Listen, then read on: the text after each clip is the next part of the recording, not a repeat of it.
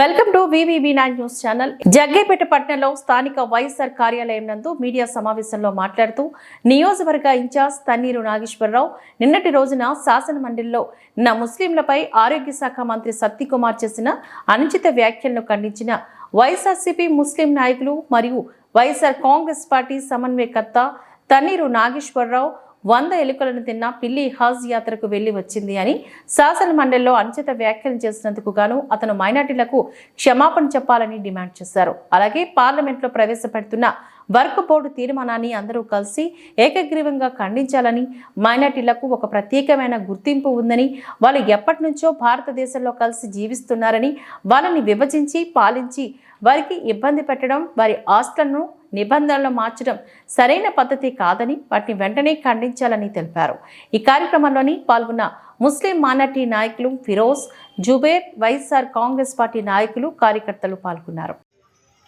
నిన్న శాసన మండలిలో ఒక బాధ్యత కలిగిన మంత్రి అయి ఉండి ఆరోగ్య శాఖ మంత్రి సత్యకుమార్ గారు, ఆయన వాస్తవంగా బీజేపీ పార్టీకి ప్రాతినిధ్యం వహిస్తున్నాడు.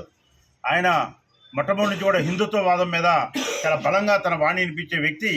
ఆయన స్వయంగా ముస్లింల గురించి అవమానకరంగా, బాధాకరంగా, వాళ్ళ మనోభావాలు దెబ్బతీయే విధంగా శాసన మండలిలో మాట్లాడటం అంటే నిజంగా దురదృష్టం. అదొక చట్టసభ. అక్కడ ఆయన మాట్లాడిన మాట 100 ఎలుకలు తిన్న పిల్లి హజ్ యాత్రకు పోయినట్టు అని చెప్పి చాలా అవమానకరంగా, అవహేళనగా మాట్లాడాడు. అసలు శాస్త్రం వేరు. 100 ఎలుకలు తిన్న పిల్లి కాశీ యాత్రకు పోయి వచ్చినట్టుగా అని అంటారు. అది ఎప్పటి నుంచో ఉన్న నానుడు కాబట్టి అది మనం అందరం అర్థం చేసుకోవచ్చు. కానీ ఆ ఉన్నదాన్ని మార్చి మైనారిటీల మనోభావాలు దెబ్బతినే విధంగా, ముస్లింల మనోభావాలు దెబ్బతినే విధంగా దాన్ని మార్చి ఆయన అన్వయించి ఆ విధంగా చెప్పడం అనేది నిజంగా ఘోరం. అది ఇందాక పెద్దలు చెప్పినట్టుగా దాని మీద ఆయన మంత్రి గారు క్షమాపణ చెప్పాలి. ఎప్పుడు కూడా ఇట్లాంటి పునరావృతం కాకుండా ఒక బాధ్యత కలిగిన మంత్రిగా ఆయన వ్యవహరించాలి. ఆయన దుందుడుగ్గా మాట్లాడటం, ఆయన అవహేళనగా మాట్లాడటం, ఆయన చాలా స్పీడ్గా ఆవేశంగా మాట్లాడటం అనేది కూడా అసెంబ్లీలో కానీ శాసనమండలిలో కానీ చూసాం. సత్యకుమార్ గారు, ఇప్పటికైనా నువ్వు పద్ధతి మార్చుకో, మైనారిటీల పట్ల గౌరవంగా ఉండు. మన దేశంలో మైనారిటీలు ఏ విధంగా గౌరవంగా చూస్తున్నామో ఆ గౌరవ భావాన్ని నువ్వు కూడా పెంచుకోవాలని చెప్పి డిమాండ్ చేస్తూ ఉన్నాం. ఇకపోతే రెండో విషయం, ఇప్పుడు శీతాకాల సమావేశాల్లో వక్ఫ్ చట్టంలో మార్పులు తీసుకురావడం కోసం బిల్లు ప్రవేశపెడతా ఉన్నారు కేంద్ర ప్రభుత్వం, అంటే ఎన్డీఏ కూటమి, ముఖ్యంగా బీజేపీ పాలిత కూటమి. మరి దీంట్లో చాలా రకాల సంస్కరణలు తీసుకొస్తా ఉన్నారు. దగ్గర 34 అమెండ్మెంట్స్ వక్ఫ్ చట్టంలో ప్రతిపాదిస్తూ ఉన్నారు.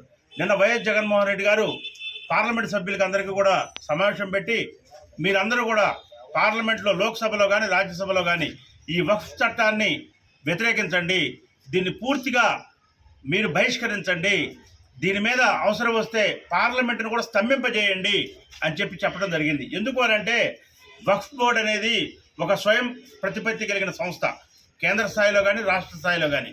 అంటే వాళ్ళకున్న ఆస్తుల విషయంలో కానీ, వాళ్ళకున్న ఆర్గనైజేషన్ విషయంలో కానీ, వాళ్ళకి బడ్జెట్ అలాట్మెంట్ విషయంలో కానీ, డబ్బులు ఖర్చు పెట్టే విషయంలో కానీ వక్ఫ్ బోర్డుకి కొంత స్వేచ్ఛ ఉంది, స్వయం ప్రతిపత్తి ఉంది. అట్లాంటి దాంట్లోకి నాన్ ముస్లిమ్స్ని మెంబర్స్గా చేర్చాలి అనేది ఒక అమెండ్మెంటు. అలానే మరి లేడీస్ని కూడా ఆ వక్ఫ్ బోర్డులోకి, కమిటీలోకి తీసుకోవాలనేది ఇంకొకటి.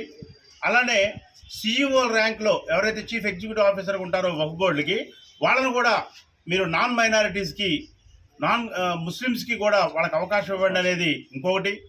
అలానే ఇప్పటి వరకు ఉన్న చట్టాలు, భూములకు సంబంధించి బాధ్యత గల పదవిలో ఉండి మంత్రిగా, ఎమ్మెల్యేగా గెలిచి మంత్రి అయినటువంటి శాసన మండలిలో ఎంతో పవిత్రంగా భావించే హజ్ యాత్ర ప్రతి ముస్లింకి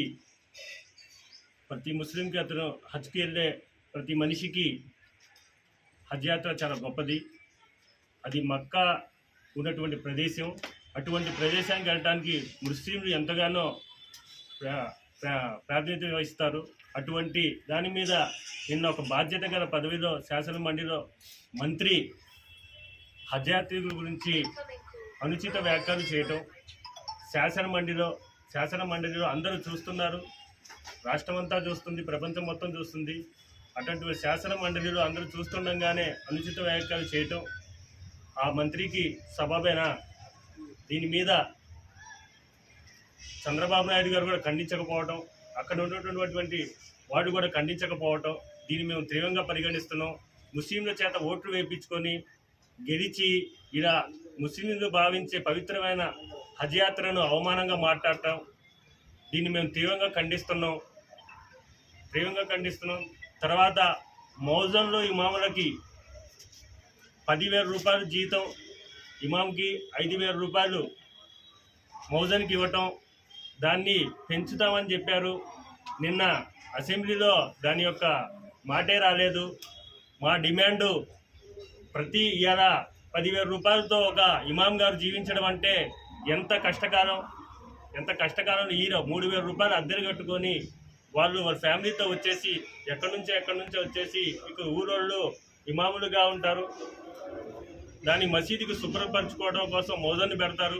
మసీదు 5 పూట్ల శుభ్రం చేసుకోవడం, అన్నీ చూసుకొని వాళ్ళకి 5,000 ఇవ్వటం అని దీన్ని మనం పెంచాలి. 25,000 రూపాయలు ఇమాం గారికి ఇవ్వాలి, 15,000 రూపాయలు మౌజన్కి ఇవ్వాలని చెప్పి మేము డిమాండ్ చేస్తున్నాం. నిన్న ఆ సబ్జెక్టు గురించి ఎక్కడ ఒక మాట కూడా రాలేదు. ఈ ప్రభుత్వం ముస్లింలకు వెనుదన్నుగా నిలుస్తా అని చెప్పేసి ఓట్లు వేయించుకొని గెలిచి ఇలా అనుచిత వ్యాఖ్యలు చేసిన మంత్రిగా సస్పెండ్ చేయాలి. అతను మంత్రిగా అనర్హుడని మేము అనర్హుడిగా ఉండాలి. అతను ఒక మక్కా దేశం మొత్తం, ప్రపంచం మొత్తం మక్కాకి రావాలని చెప్పి ముస్లింస్ కోరుకుంటే అలాంటి మక్కా హజ్ యాత్ర మీద అనుచిత వ్యాఖ్యలు చేసిన ఈ మంత్రిని బర్తరఫ్ చేయాలని చెప్పేసి మేము డిమాండ్ చేస్తాం.